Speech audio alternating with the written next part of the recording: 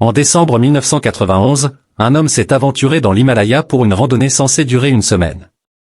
Cependant, à la fin de cette semaine, l'homme était toujours porté disparu.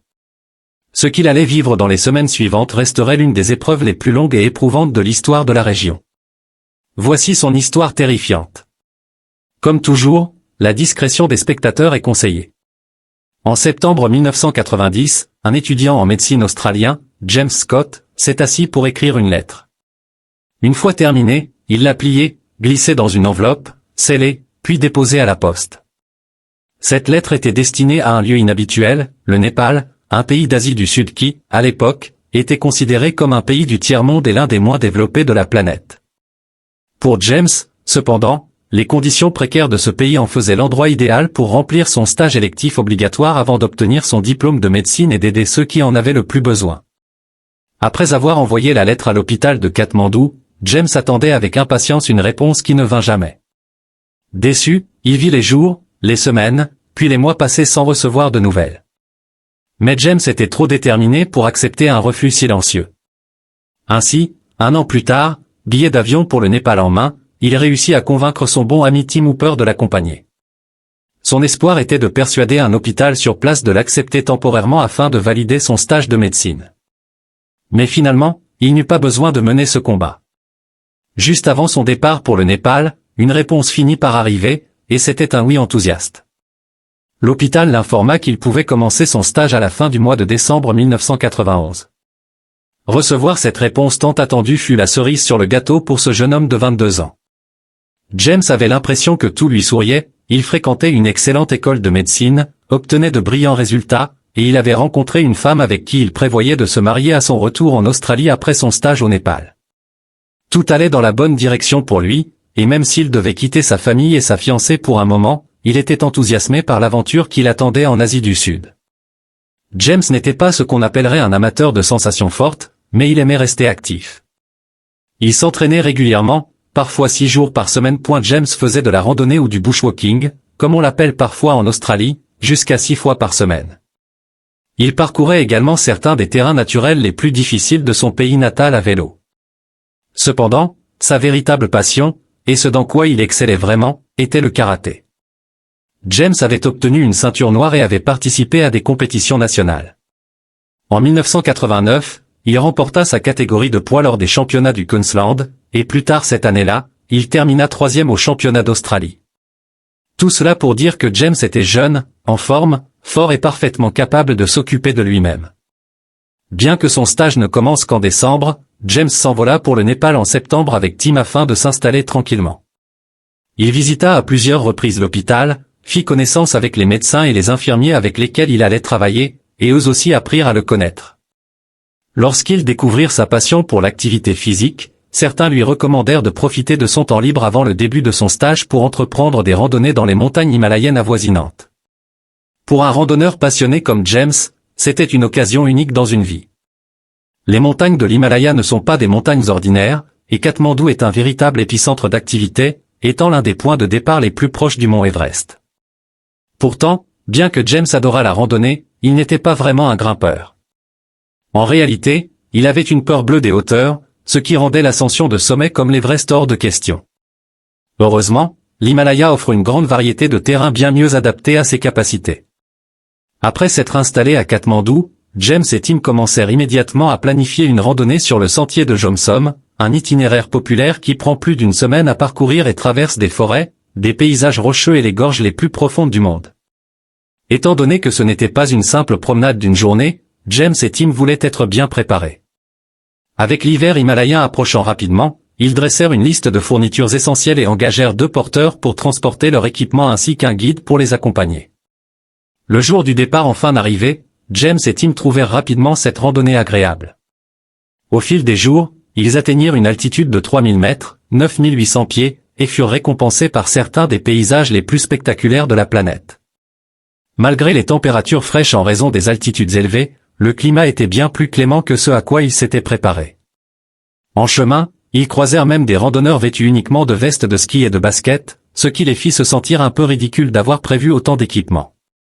Ainsi, au bout de quelques jours seulement, ils décidèrent de laisser le guide et les porteurs retourner à Katmandou avec une grande partie de leur matériel, poursuivant leur aventure avec uniquement ce qu'ils avaient dans leur sac à dos. Quelques jours plus tard, ils revinrent à Katmandou, exaltés d'avoir terminé avec succès une randonnée à travers l'Himalaya. Le voyage s'étant si bien passé, ils se mirent immédiatement à planifier une autre excursion avant le début du stage de James à l'hôpital de Katmandou. Ayant eu un avant-goût des montagnes himalayennes, ils pensaient pouvoir se préparer avec une meilleure idée de ce qui les attendait. Cependant, leur prochaine randonnée allait débuter fin décembre, et cela représentait un tout autre défi qu'un mois de septembre himalayen. Leur préparation pour le sentier de Jomsom aurait été bien plus adaptée à cette nouvelle randonnée, mais la facilité avec laquelle ils avaient terminé leur première expédition leur donna un faux sentiment de sécurité. Cette fois, ils planifièrent de parcourir le sentier des Lembus, un itinéraire bien plus exigeant, mais qui offrait des lodges en cours de route pour permettre aux randonneurs de se reposer et de se restaurer. Lorsque décembre arriva et qu'ils finalisèrent leurs préparatifs, ils optèrent pour un équipement minimaliste, n'emportant que ce qui tenait dans leur sac à dos. James emporta également 10 paires de sous-vêtements, quelques t-shirts, un sous-vêtement thermique, plusieurs pantalons, un sweatshirt et une veste légère. Il ajouta une serviette, son appareil photo, et 4 livres différents à lire lors des soirées dans les lodges. Le 21 décembre, ils entamèrent leur randonnée et atteignirent le premier lodge, où ils rencontrèrent quelques randonneurs allemands qui revenaient du sentier des Lembus. D'après eux, la randonnée n'était pas très difficile, mais il n'y avait pas non plus grand-chose de spectaculaire à voir. Cela fit réfléchir James et Tim sur la suite de leur aventure, avoir des doutes sur leur plan. James a ensuite sorti une carte du Népal qu'il avait avec lui. Comme c'est souvent le cas dans les pays en développement, elle était ancienne et obsolète, mais il pouvait au moins y voir quelques autres options de sentiers s'il souhaitait changer de cap. Après avoir examiné la carte que James consultait, les Allemands ont sorti une carte bien meilleure et plus récente, et ils ont permis à James et Tim de la garder. Le duo a alors jeté son dévolu sur le sentier de Gozinquin, un embranchement du sentier El Lembu qui n'était pas indiqué sur l'ancienne carte. Le lendemain matin, ils se sont levés tôt et, en chemin, ils ont rencontré un homme nommé Mark Fulton qui faisait de la randonnée en solo. Dans l'une de ces situations où le monde semble petit, James et Tim ont immédiatement reconnu l'accent australien de Mark, et les 3 hommes sont rapidement devenus amis. Il s'est avéré que Mark prévoyait également de suivre le sentier El Lembu, mais James et Tim ont vite réussi à le convaincre que cela ne valait pas la peine, d'après ce qu'ils avaient entendu des randonneurs allemands. L'un d'eux a alors suggéré qu'ils prennent ensemble le sentier de Gozinquin, et cela a été décidé. Les 3 hommes ont ensuite continué le long du sentier El Lembu jusqu'à l'intersection qui les mènerait à leur nouvel itinéraire. En chemin, cependant, Tim s'est blessé à la jambe, et même s'il a essayé de continuer malgré la douleur, cela n'a pas été possible. Tim a alors informé les 2 autres qu'il allait retourner à Katmandou. James et Tim ont eu une courte discussion, et James a proposé de retourner avec lui, mais Tim a insisté pour qu'il continue avec Mark et termine la randonnée. Tim n'a pas dit les choses explicitement, mais cela se lisait sur le visage de James qu'il voulait continuer, alors les 2 amis ont convenu de se retrouver pour dîner à leur restaurant préféré la veille de Noël avant de se séparer. En se quittant, Tim a demandé à James une des cartes pour pouvoir se repérer, et, dans un moment d'inattention, James lui a donné la nouvelle carte que les Allemands leur avaient donnée, celle avec Gozinquin. Tim a également oublié de remettre le seul briquet qu'ils avaient, au cas où James et Mark auraient besoin d'allumer un feu à un moment donné. Quoi qu'il en soit, James et Mark ont ensuite continué leur randonnée dans l'Himalaya pour le reste de la journée avant de camper quelque part à environ 3000 mètres d'altitude. Le lendemain, ils sont arrivés dans une zone appelée Therapati, où se trouvait l'intersection avec Gozinquin. Une fois là-bas, ils ont remarqué plusieurs randonneurs qui redescendaient de Gozinquin vers eux, et les 2 groupes se sont arrêtés pour discuter un moment, notamment pour que James et Mark puissent obtenir des informations sur ce qui les attendait. Les randonneurs qui revenaient ont expliqué que le sentier était certes difficile, mais qu'il n'y avait pas de neige, ce qui le rendait beaucoup plus facile à traverser. Rassurés de faire le bon choix, James et Mark ont remercié les randonneurs et ont continué jusqu'à leur prochain refuge. À l'aube le lendemain matin, les 2 hommes se sont réveillés avec une surprise, il avait neigé pendant la nuit, bien qu'il ne s'agisse que d'un léger saupoudrage, mais les nuages étaient préoccupants. Pour s'assurer des conditions, ils ont parlé au gardien du refuge et lui ont demandé s'il allait neiger ce jour-là. Le gardien leur a alors assuré qu'aucune neige n'était prévue et qu'ils devraient pouvoir passer sans problème. Vers 7h30, James et Mark ont quitté le refuge et ont passé environ 1h30 sur un sentier impeccable, admirant les paysages époustouflants des montagnes qui les entouraient. Cependant, au fil de la matinée, les conditions ont changé rapidement. La température a chuté sensiblement, et de nombreux nuages sombres sont apparus. Bientôt, il a commencé à neiger, mais pas comme ce qui était tombé pendant la nuit. Cette fois, il s'agissait de gros flocons qui limitaient sévèrement la visibilité et s'accumulaient sous leurs pieds plus rapidement que prévu. En peu de temps, la tempête avait déposé 12 cm de neige sur le sol, et le sentier autrefois bien visible était maintenant enseveli. Cela a inquiété James alors qu'il continuait, et il s'est demandé s'il ne devrait pas faire demi-tour. Avant qu'il ne puisse dire quoi que ce soit, cependant, lui et Mark se sont retrouvés de part et d'autre d'un ruisseau, incapables de se voir. Il leur a fallu 15 minutes de cris pour se retrouver, et James a immédiatement fait part de ses craintes à Mark concernant les conditions. Mark, cependant, n'était pas inquiet et était convaincu qu'il pourrait retrouver le chemin menant à Katmandou. James n'en était pas aussi sûr et, à la déception de Mark, a décidé que la meilleure chose à faire était de retracer leur pas jusqu'au refuge où ils avaient passé la nuit précédente. Mark, en revanche, a décidé de continuer. James décida de continuer son chemin, et après une brève conversation, ils partirent chacun de leur côté. Alors que James faisait demi-tour pour revenir sur ses pas, il tenta de suivre les empreintes, mais la neige tombait si fort qu'elle se remplissait au fur et à mesure qu'il avançait. Très vite, il ne savait plus où il se trouvait. Il y avait très peu de repères, voire aucun, pour marquer le sentier, et la neige tombait si intensément qu'il était impossible de voir à plus de 10 mètres devant lui.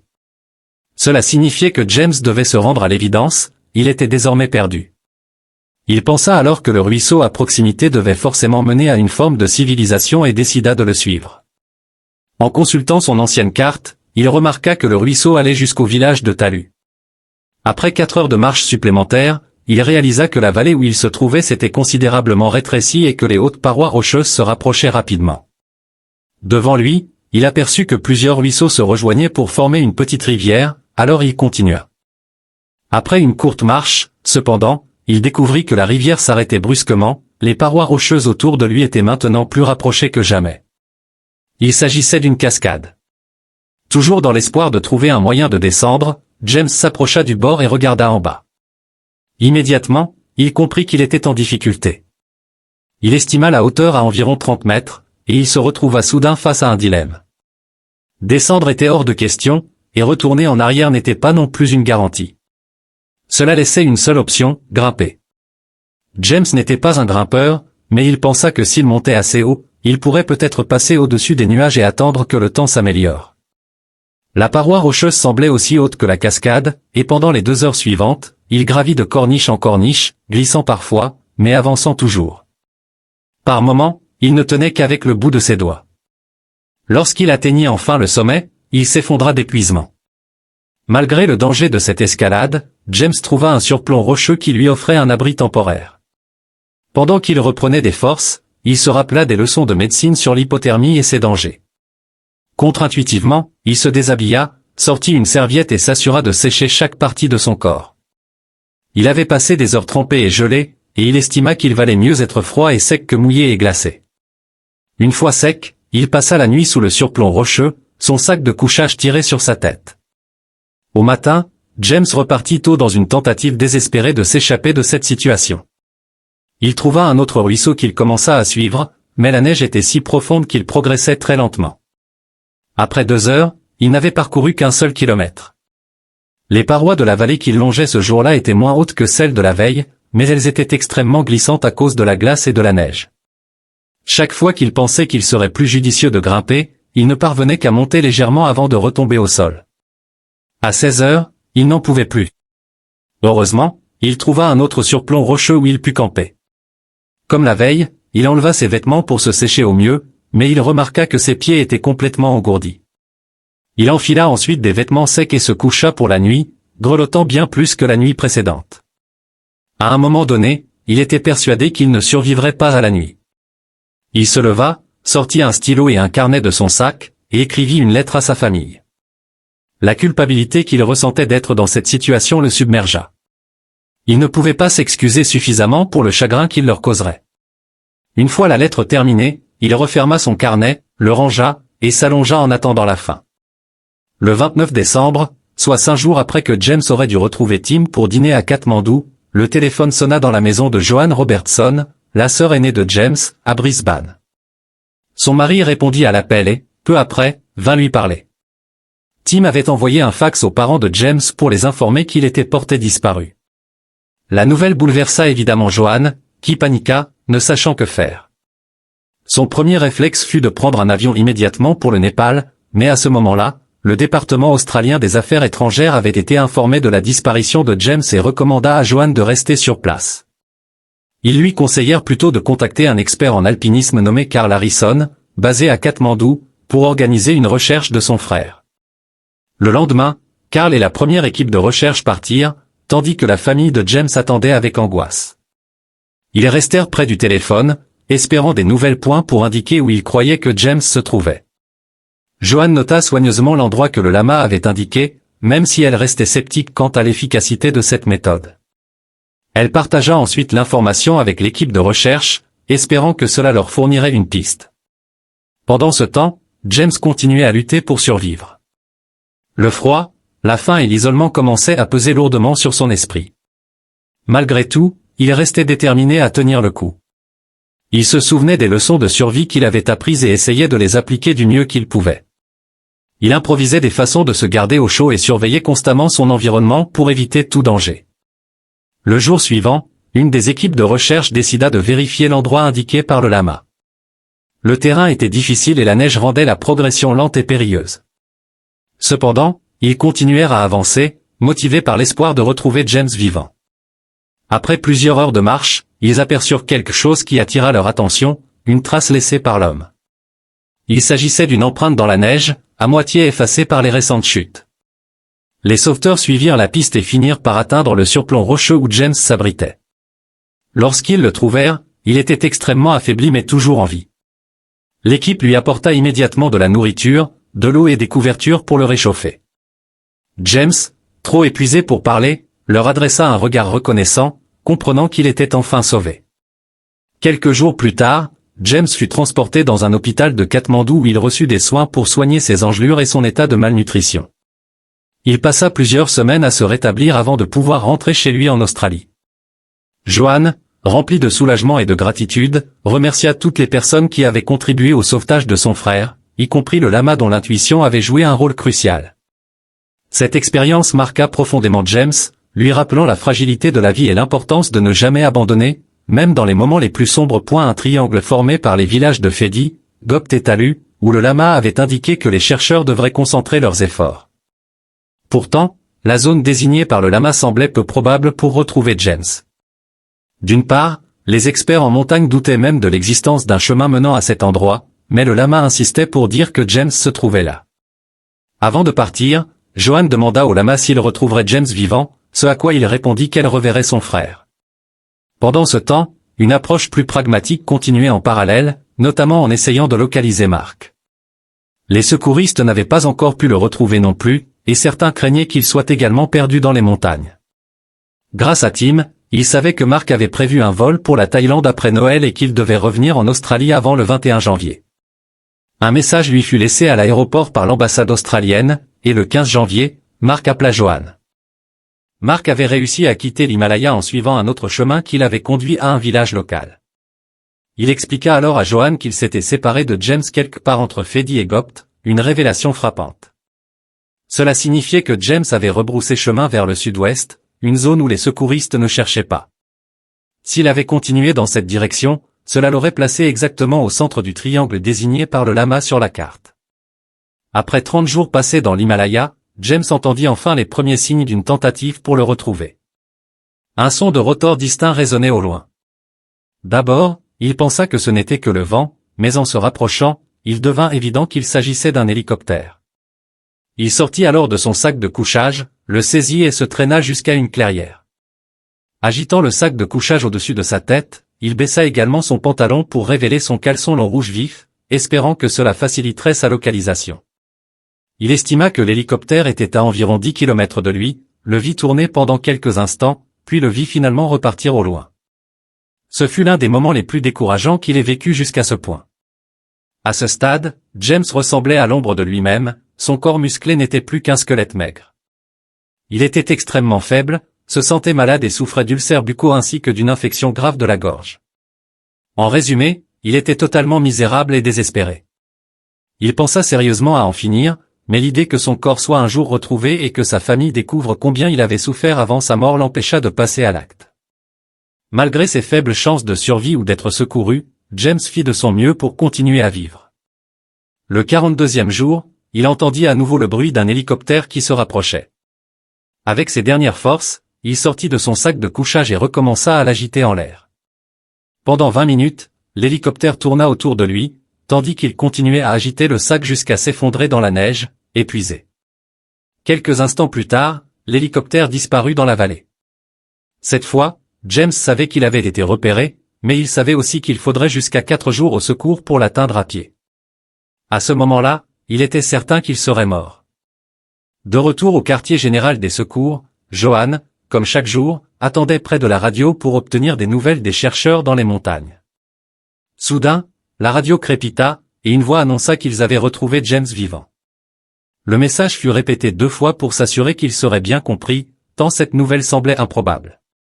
En entendant cela, Johan fut submergé d'émotion et incapable de répondre. Plus tard, lorsque l'hélicoptère revint, Carl et une équipe de secouristes partirent à pied. Sous un surplomb rocheux, haut dans les vallées montagneuses, James était allongé dans son sac de couchage, écoutant seulement les sons du silence et du vent qu'il entendait depuis plus de 40 jours. Tout à coup, un troisième son interrompit les 2 autres, il lui sembla entendre des voix au loin. Convaincu qu'il s'agissait d'une hallucination due à l'hypothermie, James pensa que la mort était proche. Prenant une profonde inspiration, il siffla malgré tout fortement entre ses dents, sans attendre de réponse. À sa grande surprise, un sifflement lui répondit. Il se redressa alors dans son sac de couchage et cria. En regardant sous son abri rocheux, il entendit le bruit de pas dans la neige et aperçut bientôt 2 hommes qui se baissèrent pour le voir. L'un d'eux lui demanda s'il était bien James Scott, l'Australien, et James répondit oui. Les 2 hommes se précipitèrent alors sous le surplomb pour l'étreindre et l'embrasser. Ils étaient tellement investis dans les recherches qu'ils étaient fous de joie. L'un d'eux déclara à James qu'il était un dieu. Lorsqu'il lui demanda pourquoi, le secouriste lui expliqua que personne n'avait jamais survécu plus de 10 jours dans cette région de l'Himalaya. James, lui, avait survécu 43 jours. Le lendemain matin, un hélicoptère arriva, et James fut harnaché et hissé à bord. De retour à la base, Johan attendait anxieusement l'arrivée de son frère. Lorsque l'hélicoptère atterrit, plusieurs secouristes descendirent les premiers pour aider James. Il se dirigea immédiatement vers Johan, qui courut à sa rencontre, et ils s'étreignirent pendant ce qui sembla une éternité. Elle le reconnut à peine, il était dangereusement maigre, sale et barbu. Ce fut la dernière fois que James marcha avant un certain temps, car il fut immédiatement emmené à l'hôpital. Mais il finit par se rétablir complètement. L'endroit où James avait été retrouvé correspondait exactement à celui indiqué par le lama.